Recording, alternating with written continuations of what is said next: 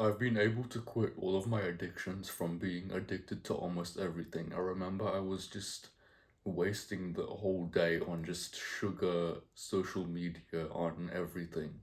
And I want to teach you why cold turkey doesn't work and my experience with cold turkey and what you should do instead. The main reason cold turkey doesn't work is because you've forged this identity over the months and years from doing that habit, that you are the person who does that habit. So attempting to break that in one day just backfires because you're trying to go from 100 to 0 or from 80 to 0. If you have been scrolling for a while, you are the person who scrolls. And yeah, you can't just break that in one day. And of course, there have been rare instances of people who have been able to go cold turkey, but it's not that easy for everyone. I remember that when I tried cold turkey, it did work for like 4 months, but in that 4 months, I was thinking about the addiction. I was weighing up whether I should do the addiction again and give in. I was like rehearsing verses in my mind of that addiction isn't in my life anymore, like every night. And in December, I did relapse.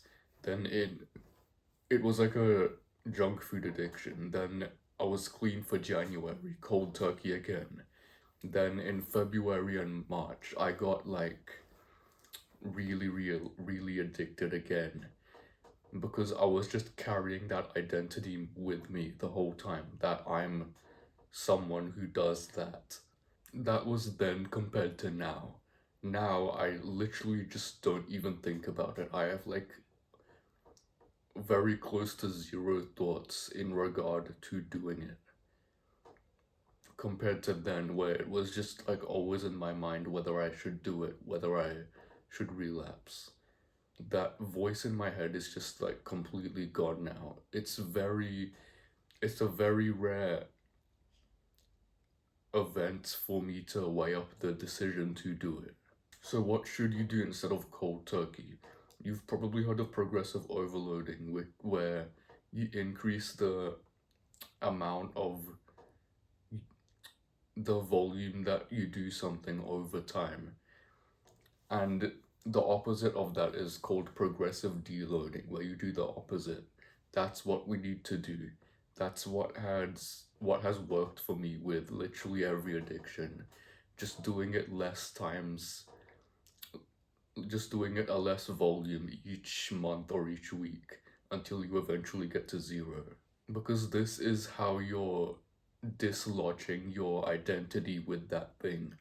This is how you're convincing yourself that you are no longer the person who does that thing anymore. You are becoming less of that part of you who does that thing. One of the reasons people try and do cold turkey is because they want to validate their ego that they can quit now. It's kind of similar to ego lifting, where you want to validate your ego by going too heavy. I've tried this and it's literally just perpetuated my addictions for longer than I've wanted it to.